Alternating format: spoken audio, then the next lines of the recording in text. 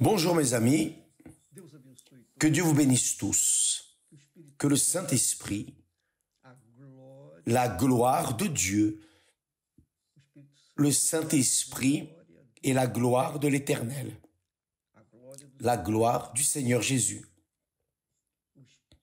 que son Esprit vienne faire sa demeure dans votre vie, c'est-à-dire dans votre maison personnelle, dans votre vase d'argile, pour que la gloire de Dieu soit manifestée dans ce monde à travers votre vie,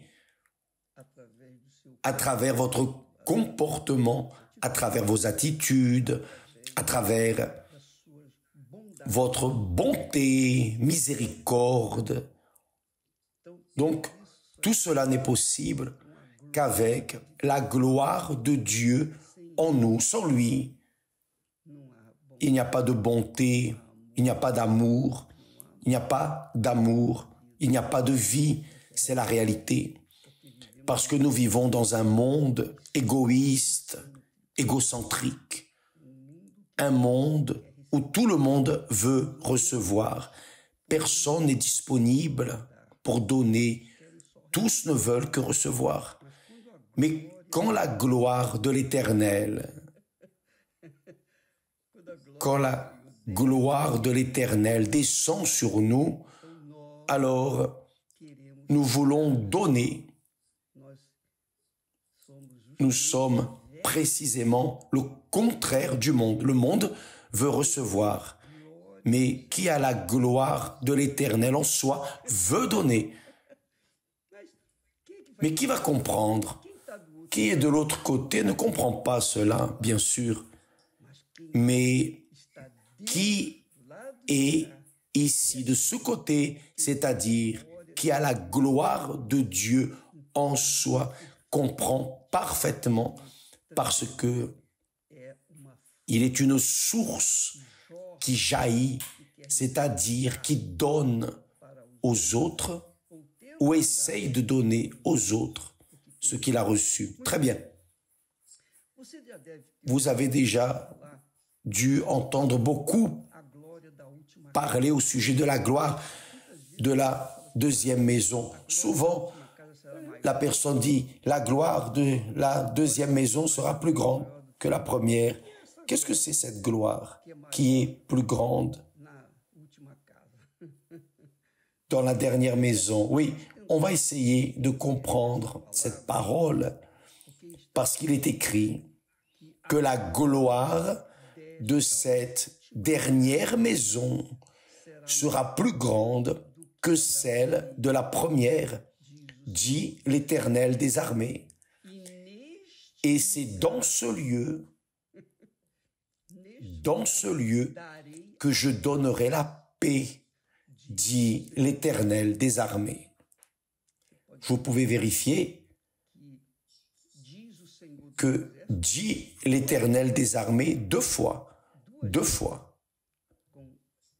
avec deux paroles extraordinaires. D'abord, que la gloire de cette dernière maison sera plus grande que la première et que dans ce lieu, dans cette dernière maison, je donnerai la paix. Donc, quand la personne a la gloire de la dernière maison, qui est le Saint-Esprit? La dernière maison, c'est nous, c'est vous, c'est moi. Ce sont tous ceux qui ont été scellés du Saint-Esprit, qui ont reçu le baptême du Saint-Esprit et qui aujourd'hui sont la gloire de Dieu ici sur terre. Paul dit que nous avons dans ce vase d'argile, quoi donc? De l'or, quelque chose d'infiniment glorieux, plus que l'or, mais le propre Dieu en nous. Maintenant, ce qui est intéressant, c'est que vous notiez, mes amis, que vous rappelez ce que Jésus a dit, celui qui boit l'eau que je lui donnerai Cette eau, il se référait au Saint-Esprit. Cette eau, le Saint-Esprit, deviendra l'eau qui est le Saint-Esprit, deviendra en lui une source. Cela vient confirmer ce que nous avons dit initialement. Quand la personne a le Saint-Esprit, quand elle est baptisée du Saint-Esprit, elle veut donner. Parce que ça, c'est le rôle de la source. C'est la fonction de la source. La source jaillit jour et nuit sans cesser. Peu importe s'il pleut, s'il fait chaud, peu importe les circonstances, elle est toujours en train de donner, d'offrir, toujours en train de donner. C'est le rôle de la source. Et c'est ce que le Seigneur Jésus est en train de dire au sujet du Saint-Esprit. Quand la personne est baptisée du Saint-Esprit, elle est intéressée à donner ce qu'elle a aux autres personnes. Pas seulement ces êtres chers, mais pour tout le monde. Parce que la source ne choisit pas à qui elle va donner, elle donne à tous, bons et mauvais, justes et injustes, peu importe.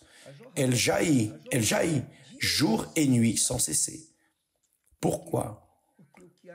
Parce que ce qu'il y a en elle est précisément la gloire de l'Éternel. Quand la gloire de Dieu est descendue sur la première maison, quelle était la première maison?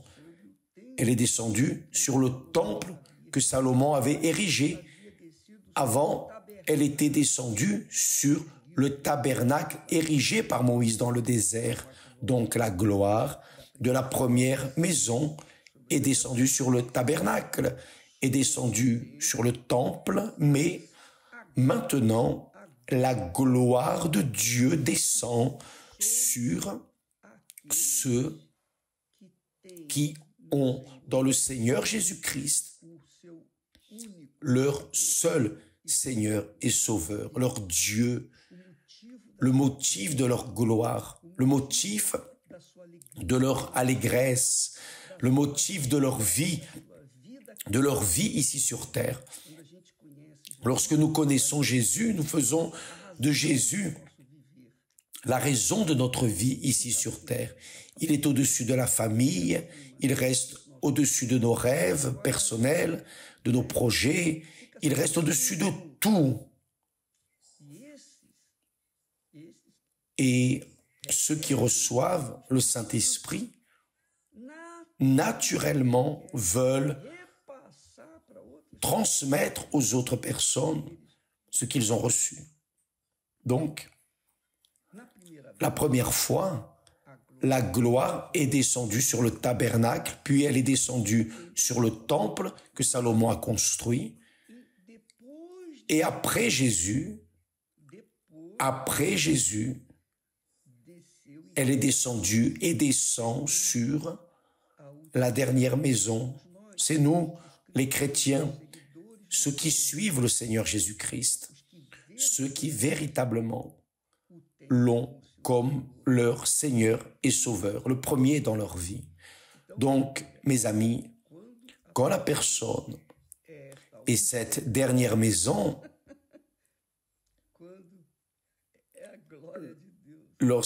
lorsque la gloire de Dieu descend sur cette dernière maison, c'est-à-dire sur Marie, sur Jean, sur le catholique, le spirit, quand la gloire descend sur cette personne, la gloire de Dieu descend sur cette personne, alors elle a la paix, une joie parfaite, paix parfaite. C'est ce qui est écrit. La gloire de cette dernière maison sera plus grande que celle de la première, car la gloire de la première maison est descendue mais est remontée. Parce que vous savez, le tabernacle a été détruit, mais le temple de Salomon a été détruit. Mais la gloire de cette dernière maison ne sera pas détruite. Elle ne sera pas détruite. Pourquoi? Parce que Jésus a dit, celui qui vit et croit en moi ne mourra jamais. Jamais ne mourra. Lorsque nous sortons de ce monde, nous nous adorons, nous nous assoupissons et nous nous réveillons dans les bras du Père éternel. Donc, la gloire de l'éternel demeure dans la personne indéfiniment pour toute l'éternité. C'est pour cela qu'elle sera plus grande. La gloire de la dernière maison sera plus grande, ou elle est plus grande que la première, parce qu'elle demeure. Personne ne peut la détruire. Personne ne peut la détruire. Elle est indestructible. Pourquoi? Parce que cette créature est la dernière maison où Dieu est descendu et habite. Et à cause de cela, dans cet endroit, cette dernière maison, c'est-à-dire en nous, nous avons la paix, parce qu'il dit « Et dans ce lieu que je donnerai la paix, dit l'Éternel des armées. » Donc, vous qui avez le Saint-Esprit, évêque, comment est-ce que je sais que j'ai le Saint-Esprit? C'est facile. Évaluez votre vie. Évaluez, pesez. Vous êtes une personne de paix. Alors, le Saint-Esprit est là. Mais ce n'est pas la paix pour quelques moments, la paix quand les choses vont bien. Non, la paix est permanente. 24 heures sur 24. Même en vivant dans un monde de guerre, la personne reste dans la paix. Demain, nous parlerons lorsque Moïse, ou plutôt lorsque l'apôtre Paul dit à l'église de Corinthe, nous tous, avec le visage découvert, reflétant comme un miroir la gloire de l'Éternel, nous sommes transformés de gloire en gloire, dans la même image, comme par l'Esprit de l'Éternel. Nous parlerons à ce sujet. Donc, mes amis, mais pour le moment, nous restons dans cette foi. Vous qui avez reçu le Saint-Esprit, rendez grâce à Dieu chaque jour, chaque moment, parce que la gloire de l'Éternel est en vous. Et c'est la raison pour laquelle vous avez la foi constante, cette foi. Et en vous, il y a la paix. Qui n'a pas encore le Saint-Esprit peut l'avoir, parce que la gloire du Seigneur cherche des personnes qui soient avec le cœur 100%, totalement remis sur l'autel. Quand la personne livre son cœur, c'est-à-dire lorsqu'elle livre ses volontés, ses désirs, son futur, ses rêves, elle livre tout sur l'autel et qu'elle laisse entre les mains de Dieu, alors la gloire de Dieu descend sur elle et elle commence à être une personne de paix. Nous parlerons demain sur la gloire de l'Éternel qui nous fait refléter l'image de notre Seigneur. Très bien. Aujourd'hui, comme cela se produit chaque jeudi, ici, l'étude sur le Seigneur, sur la gloire de Dieu, sur le salut, sur tout ce qui est en relation, l'enveloppement entre vous, ou plutôt la relation entre vous et Dieu, Dieu et vous. Aujourd'hui, dans toutes les églises universelles, d'ailleurs toute la journée, mais spécialement ce soir. Que Dieu vous bénisse tous alors et à demain. Amen.